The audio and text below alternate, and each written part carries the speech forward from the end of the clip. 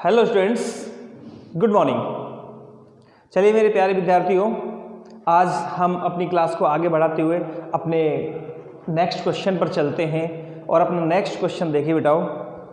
Next question है अपना, हम लेके हैं write letter to the collector of your district for complaining about to when the use of loud speakers microphones during your examination days.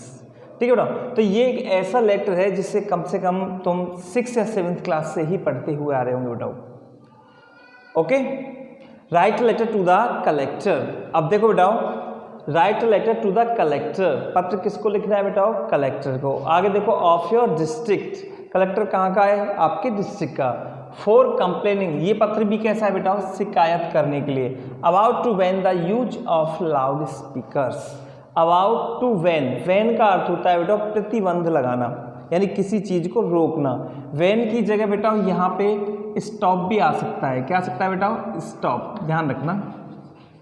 To stop the use of loud speakers, और loud speakers होते हैं बेटा ध्वनि विस्तारक यंत्र।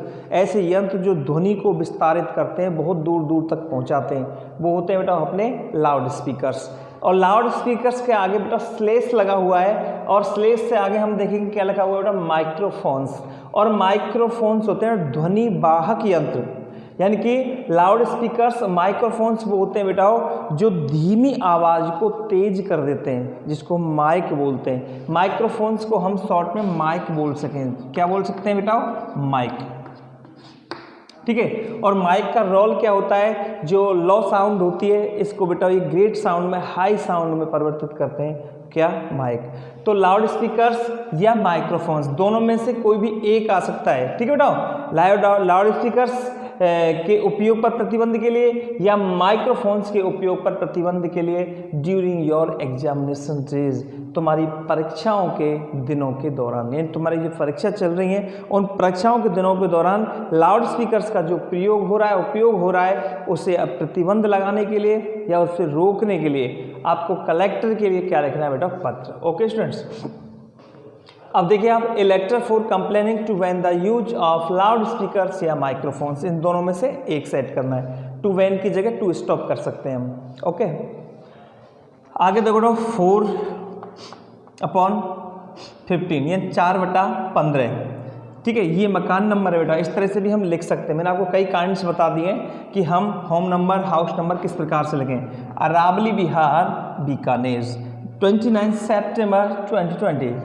आगे देखो बेटा, the collector, Bikaner district, Bikaner. यहाँ तक आपको कोई दिक्कत नहीं आएगी, क्योंकि कलेक्टर कहाँ का है? आपकी डिस्ट्रिक्ट का। आप बीकानेर के हो तो कलेक्टर भी कहाँ का हुआ? बीकानेर का। चलिए आगे चलते हैं। सब्जेक्ट देखो बेटा, फॉर रजिस्टरिंग कंप्लेंट, क्योंकि ये कंप्लेनिंग के लिए है तो हमने क्या लिख दिया बेटा? For registering complaint about to when the use of loud speakers या microphones. Okay students, dear sir, चलिए हम कम्युनिकेशन की हेडिंग कंप्लीट करते हैं। With due respect I would like to draw your kind attention for raising complaints about to when the use of loud speakers during our examination days. या your की जगह क्या कर दिया बेटा? हमने आवर कर दिया, यानी with due respect I would like to draw your kind attention. Kind attention तक लिखने के बाद में जो हमने सब्जेक्ट लिखा है उस सब्जेक्ट को हम ऐड कर देंगे प्रिय स्टूडेंट्स, जैसे कि for raising complaint about to when the use of loud speakers during our examination days. तो यहाँ तक आपको कोई भी दिक्कत नहीं आएगी, कोई भी प्रॉब्लम बेटा नहीं आएगी। चलते हैं आगे। ओके बेटा, मैं लिखूँगा ऊपर, आपको डेज के आगे से लिखना है। ओके, चलिए अब इसकी कम्युनिकेशंस की जो लाइन है वो हमको कंप्लीट करनी है।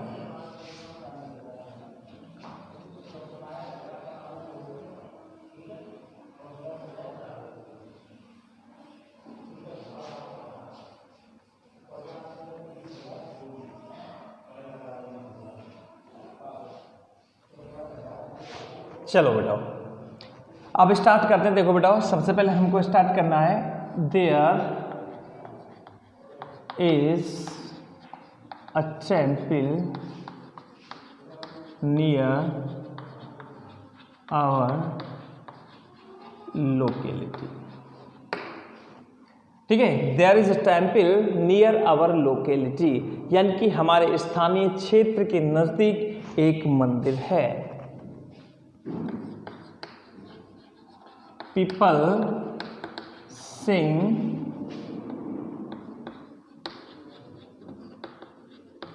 भजन्स एंड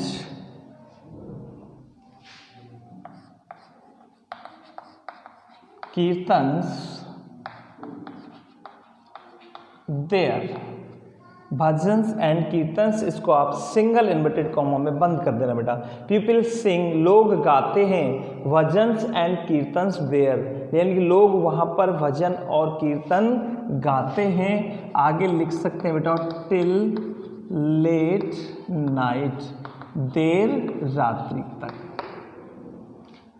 ओके डॉ, यानी कि हमारे कॉलोनी के नज़दीक एक मंदिर है, लोग वहाँ पर देर रात्रि तक भजन कीर्तन गाते हैं। आगे लिखेंगे बेटा they use loud speakers and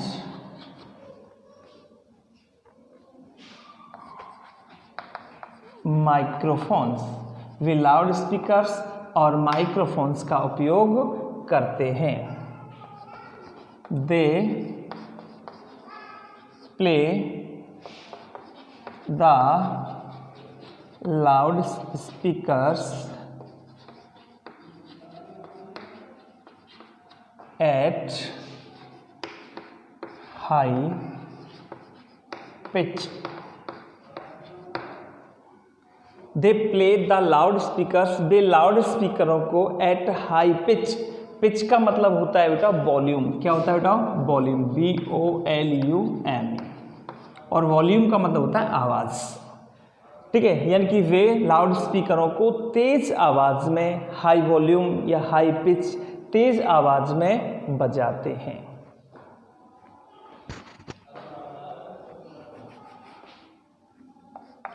we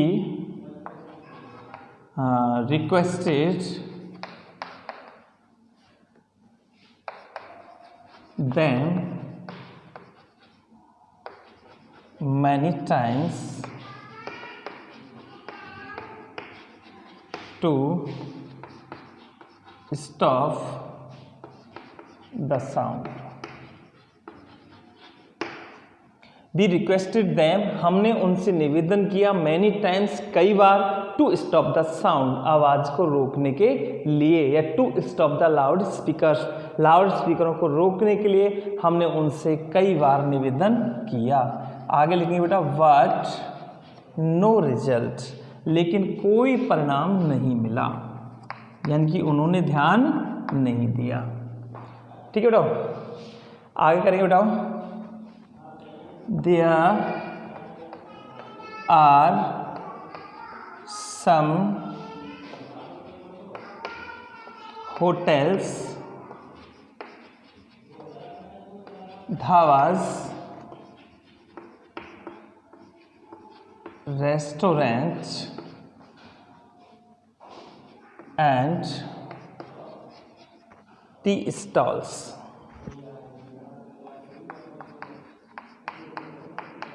in our locality।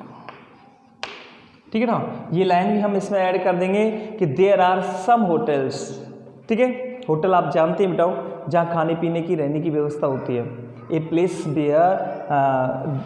Where are available eat food accommodation, that is hotels. ठीक है, यानी खाने पीने की रहने की जहाँ व्यवस्था होती है, ऐसा स्थान उसे होटल कहते हैं। ढाबाज में बेटा सिर्फ खाने की और ठहरने की व्यवस्था होती है, केवल हम कुछ समय के लिए वहाँ पे आराम कर सकते हैं, रुक नहीं सकते। होटल में हम स्टे भी कर सकते हैं, ढाबे में हम केवल रेस्ट कर सकते हैं बेटा। और ढाबा कहाँ होता है बेटा, कोई भी जैसे कि हाईवे होता है, कोई सड़क होती है, सड़क के किनारे जो छोटा सा कोई होटल होता है जहाँ हम रुक सकते हैं और भोजन ले सकते हैं, तो उसे हम क्या बोलते हैं, ढाबा बोलते हैं। रेस्टोरेंट एज ए होटल, ठीक है।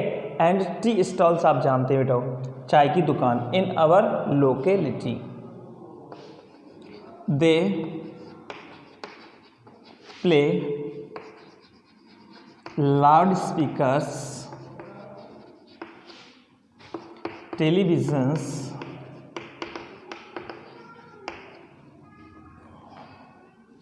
and radios from early in the morning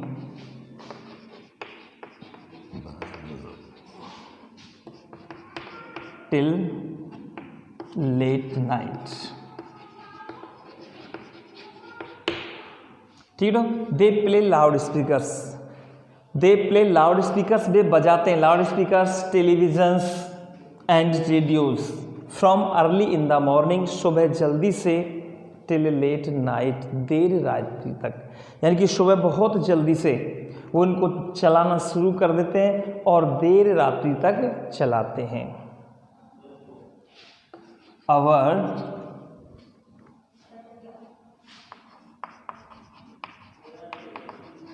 examinations are underway।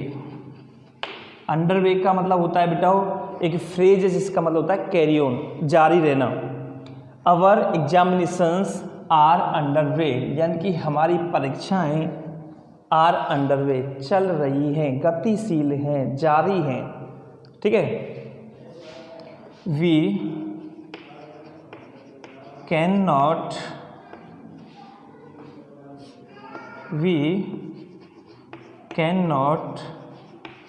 concentrate on our studies, हम अपने अध्ययन पर ध्यान केंद्रित नहीं कर पाते हैं। कॉन्सेंट्रेट का मतलब होता है बेटा ध्यान केंद्रित करना। We can not concentrate on our studies, हम अपने अध्ययन पर ध्यान केंद्रित नहीं कर पाते हैं या नहीं कर सकते हैं।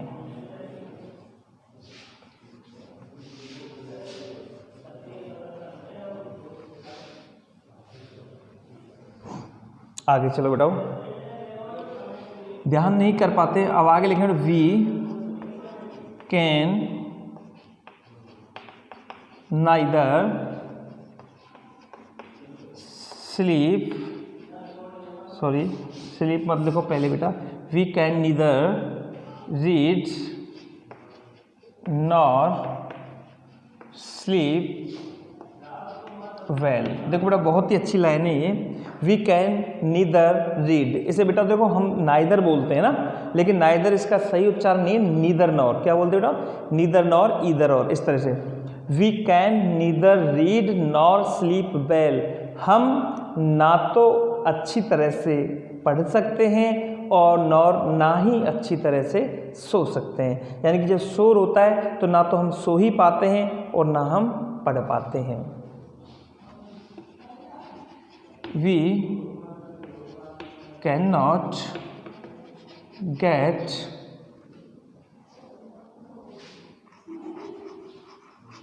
good marks in examination, हम परीक्षाओं में अच्छे अंक प्राप्त नहीं कर सकते हैं। अब चलिए बेटा आगे, ये हमने लाइन जो मेन यूज जो लाइन है वो हमने इसमें सेट कर दी बेटा। अब आगे लाइन कर सकते हैं बेटा, our future is in danger here, हमारा भविष्य यहाँ खतरे में है।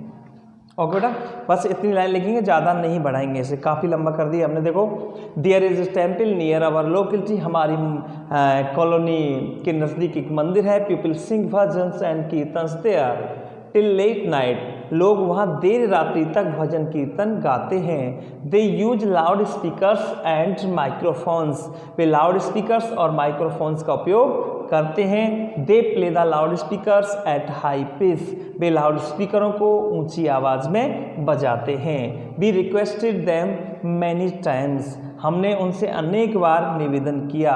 टू स्टॉप द साउंड, आवाज़ को बंद करने के लिए। बट नो रिजल्ट, लेकिन कोई परिणाम नहीं मिला। देयर आर सम होटल्स यानी कि dhabas, restaurant and tea stalls in our locality, हमारे स्थानीय क्षेत्र में कुछ चाय की दुकानें, रेस्टोरेंट, ढाबाज और होटलें हैं। They play loud speakers, televisions and radios from early in the morning till late night, वे सुबह जल्दी से देर रात्रि तक रेडियो, टीवी और लाउड स्पीकर्स का उपयोग करते हैं या उनको बजाते हैं। Our examinations are under way, हमारी परीक्षाएं चल रही हैं। We can not concentrate on our studies, हम अपने अध्ययन पर ध्यान केंद्रित नहीं कर पाते हैं। We can neither read nor sleep well, हम अच्छी तरह से ना तो पढ़ सकते हैं और ना ही सो सकते हैं। We can not get good marks in examinations, हम अपनी परीक्षाओं में अच्छे अंक प्राप्त नहीं कर सकते हैं। Our future is in danger here, और हमारा भविष्य यहाँ खतरे में है।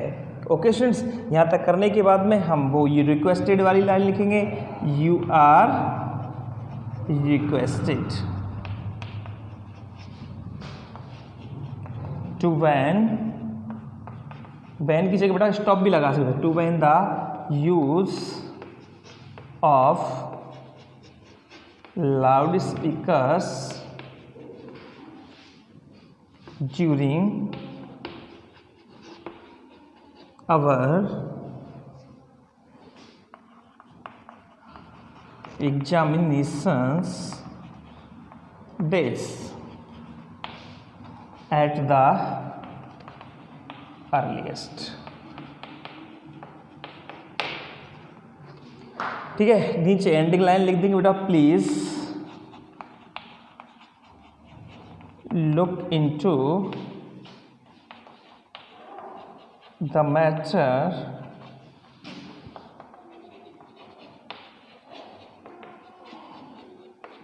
immediately and do the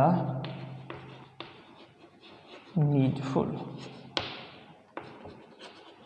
We shall be highly obliged to you। Okay students, फटाफट से नोट डाउन कर लो, पॉज करके वीडियो को फटाफट से।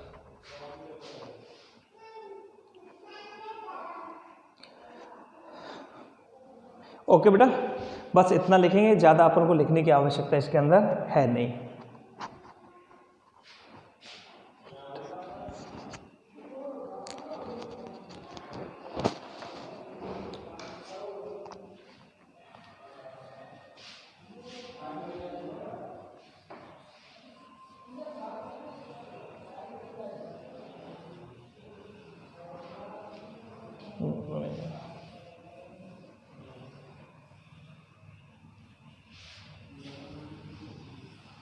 चलिए आगे फिर हम क्या करेंगे बेटा, देखो यहाँ पे हम एक लाइन छोड़ेंगे और एक लाइन छोड़ करके आप सबको पता है हम क्या लिखेंगे बेटा, थैंकिंग यू। थैंकिंग यू लिखने के बाद फिर एक लाइन छोड़ेंगे और एक लाइन छोड़ करके हमें लिखना है बेटा, योर्स फेथफुली। और यहाँ पे हमने कोई भी नाम लिख दिया, जैसे हमने नाम लिख दिया बेटा योगेश, और यहाँ पे लिख दिया बेटा जैन।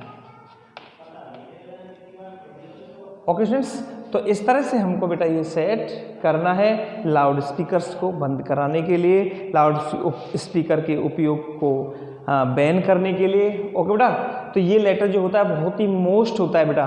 ये जैसे कि वार्षिक में तो थोड़ा कम आता है, लेकिन अर्धवार्षिक में आ जाता है। कई बार ये वार्षिक पेपर के अंतर्गत भी आ चुका है और ये लेटर हम बहुत पहले से पढ़ते आ रहे हैं, तो इसकी तरफ थोड़ा सा फोकस करना।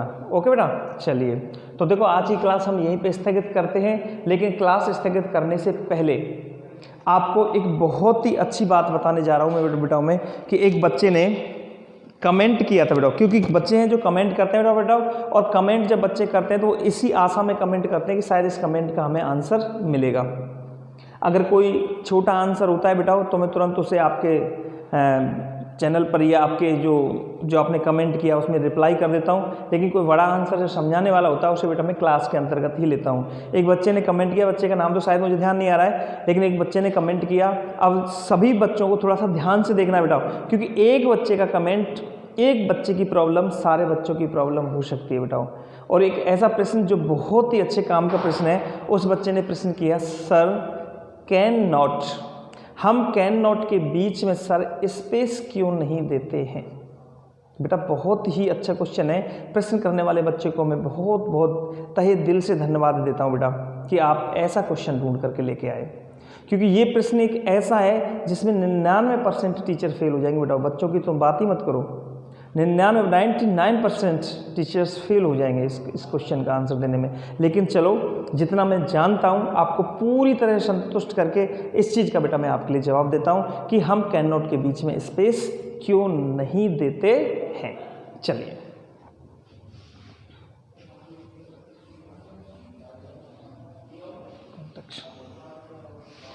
देखो बेटा, यहाँ पे ध्यान देना थोड़ा सा, यहाँ पे हम एक शब्द लिख रहे हैं बेटा कैन नॉट, इसके ऑब्लिक में एक शब्द लिख रहे हैं बेटा हम कैन नॉट। ओके, देखो ऐसा ही नहीं है कि कैन नॉट के बीच में स्पेस नहीं आता है, कैन नॉट के बीच में बेटा स्पेस आता भी है, वो भी कराऊंगा मैं इसके साथ क्लियर। अब सबसे पहली चीज कैन नॉट या can not, can not, can not, इसको बोलते हैं सीधा कैन नॉट, और ये बोलता है बेटा कैन नॉट। ओके, अब हमको थोड़ा सा ध्यान देना है, इन दोनों का जो कॉन्ट्रैक्शन बनता है, कॉन्ट्रैक्शन का मतलब होता है बेटा संक्षिप्त रूप, इन दोनों का जो कॉन्ट्रैक्शन बनता है बेटा ये आप जानते हैं वो क्या होता है बेटा, कांट होता है। क्या होता है? कांट। दोनों का ही सेम होता है, कैन नॉट कह सकते हैं या कैन नॉट कह सकते हैं, दोनों का कॉन्ट्रैक्शन क्या बनता है बेटा, कांट बनता है। क्या बनता है? कांट। अब देखो कांट अपन को यूज नहीं करना बेटा, कंपोजिशन के अंतर्गत अगर हम कहीं भी लिखें, जैसे यहाँ भी कहीं भी यूज किया है मैंने एक आध दो बार कैन नॉट, देखो ये रहा कैन नॉट, तो ये कहीं भी आपको ये मत सोचना सर कि कैन नॉट की जगह हम कांट लिख सकते हैं, बेटा नहीं लिख सकते, ध्यान रखना इस चीज़ को। ये तो एक छोटी सी चीज़ को मैं आपको समझाता हूँ बेटा, ये इनफॉर्मल में काम आता है। कैसे आता है? इनफॉर्मल, यदि हम कोई भी इनफॉर्मल लिख रहे हैं, इनफॉर्मल लेटर लिखेंगे तो कांट कर सकते हैं, लेकिन फॉर्मल लेटर के अंदर कभी भी आपको कांट नहीं करना है डियर स्टूडेंट, ध्यान रखना, क्योंकि कांट इनफॉर्मल है और कैन नॉट फॉर्मल है। कांट को हम यूज करते हैं बेटा स्पोकन में। कैसे यूज करते हैं बेटा? स्पोकन के अंतर्गत यदि हम स्पोकन कुछ बोल रहे हैं तो हम कांट का यूज आराम से कर सकते हैं, लेकिन फॉर्मल भाषा में यदि हम कुछ लिख रहे हैं, कोई प्रश्न का आंसर दे रहे हैं या कोई लेटर वगैरह कुछ भी लिख रहे हैं, तो आपको कभी भी बेटा कांट यूज नहीं करना है। दैट्स राइट, ये चीज़ आपको गांठ बांध लेनी है। ओके बेटा, अब आते हैं हम दूसरी चीज़ की तरफ। अब चलते हैं बेटा हम कैन नॉट और कैन नॉट की तरफ। तो देखिए बेटा, जितनी भी हम वर्ब लिखें, जैसे हम यहाँ पे लिखे बेटा विल नॉट, शैल नॉट, ठीक है। अब ये जितनी भी वर्ब हमारी आती है बेटा, इन सब में क्या आता है बेटा, ये स्पेस देते हैं, लेकिन हम कैन नॉट के अंतर्गत हम कभी भी स्पेस नहीं देते। अब इसको मैं आपको पहले तरीके से समझा देता हूँ, अगर आपको समझ में आता है तो। देखो पहला तरीका, अगर यहाँ पर हम एक वाक्य लिखे बेटा, जिससे कि हमने लिखा I will not go to school. क्या लिखा बेटा हमने? I will not go to school, मैं विद्यालय नहीं जाऊंगा। I will not go to school, मैं विद्यालय नहीं जाऊंगा। तो यहाँ पर इसका अर्थ क्या हुआ बेटा? Not go. क्या अर्थ हुआ बेटा? Not go. और नॉट गो का मतलब नहीं जाऊंगा, इसका मतलब मैं क्या करूंगा बेटा? Stay at home. भाई मैं विद्यालय नहीं जाऊंगा तो इसका मतलब क्या हुआ बेटा? मैं घर पर ही रुकूंगा या घर पे काम करूंगा, कुछ भी। अब इसका ठीक है बेटा, अब देखो नॉट गो, अब यहाँ पे नॉट गो का अर्थ हुआ स्टे एट होम, यानी थोड़ा सा डीपली आपने निकाला इसका, यानी I will not go to school, मैं विद्यालय नहीं जाऊंगा। तो ये नॉट गो का मतलब हुआ बेटा स्टे एट होम, यानी कि ये क्या करेगा बेटा? कि घर पर रुकेगा। ठीक है, अगर हम इसी चीज को इस तरह से लेते हैं बेटा, अगर हम इसी बात को ऐसे लिखें, I can not go to school, मैं विद्यालय नहीं जा सकता हूँ, इसका अर्थ क्या हुआ बेटा कि मैं I can not go to school, मैं विद्यालय नहीं जा सकता हूँ। अगर अब हम यहाँ पर करेंगे बेटा नॉट गो, ठीक है। अब इसका मतलब हम करेंगे नॉट गो, नॉट गो तो यहाँ पर स्टे एट होम आएगा क्या, कहेंगे विद्यालय नहीं जा सकता हूँ, स्टे एट होम तो क्या वो घर पर रोकेगा बेटा, नहीं, ये तो नहीं करा, विद्यालय नहीं जा सकता, कहीं और तो जा सकता हूँ। अब ये ध्यान रखना बेटा, इसमें बस हल्की सी चीज आती है क्या कि बेटा जो कैन नॉट में जो नॉट है, कैन नॉट के अंतर्गत यानी कैन नॉट में जो नॉट है, ठीक है, ये बेटा नेगेट्स करता है, नेगेट्स का मतलब नकारात्मक बनाता है किसको बेटा, कैन को, यानी कि है, ठीक है। और विल नॉट के अंतर्गत जहां स्पेस दे रखा है, ये जो नॉट है बेटा, अब इस नॉट का मतलब क्या हुआ बेटा, ये नेगेट्स कर रहा है किसको, मेन वर्ब, मेन वर्ब का मतलब ये नॉट जो है गो के लिए नहीं आया, किसके लिए आया बेटा, कैन को। ये चीज तो आपको ध्यान रखनी है, अभी और समझाऊंगा मैं आपको आगे, आपको ये चीज केवल आपको ध्यान रखनी है कि कैन नॉट जो होता है, कैन नॉट में नॉट कैन के लिए आता है, किसके लिए आता है, कैन के लिए। और अन्य जो हेल्पिंग वर्ब बेटा उनमें जो नेट नॉट आता है, नॉट हमारा एक एडवर्ब बेटा, वो नॉट किसके लिए आता है, एनडी के लिए आता है। तो यहाँ पर ये नेगेट्स कर रहा है किसको बेटा, कैन को, और यहाँ ये नेगेट्स कर रहा है किसको, जाने को, यानी ये नेगेट्स जाने को नेगेट्स नहीं कर रहा है, ये नेगेट्स कर रहा है किसको, अपनी कैपेसिटी को। किसको नेगेट्स कर रहा है बेटा, कैपेसिटी को। और इसको जब हम नॉट गो का मतलब यह होता है इससे एट होम नहीं होता, यहाँ नॉट गो का मतलब होता है बेटा अनएबल टू, क्या होता है बेटा, अनएबल टू, जाने में असमर्थ, यहाँ जाने में क्या है बेटा, असमर्थ, यहाँ जाने में असमर्थ नहीं है, अनएबल टू गो, और यहाँ पर ये अनएबल टू गो नहीं है। और जहां अनएबल का प्रयोग करते हैं बेटा, अनएबल आप जानते हैं अनएबल का अर्थ होता है बेटा कैन नॉट, अनएबल का अर्थ क्या होता है बेटा, कैन नॉट, ना कि कैन नॉट, समझना इस चीज को। तो ये अनएबिलिटी के लिए आता है। देखो आपने जैसे मॉडल पढ़ोगे बेटा कि हम कैन का प्रयोग एबल, एबिलिटी टू, एबिलिटी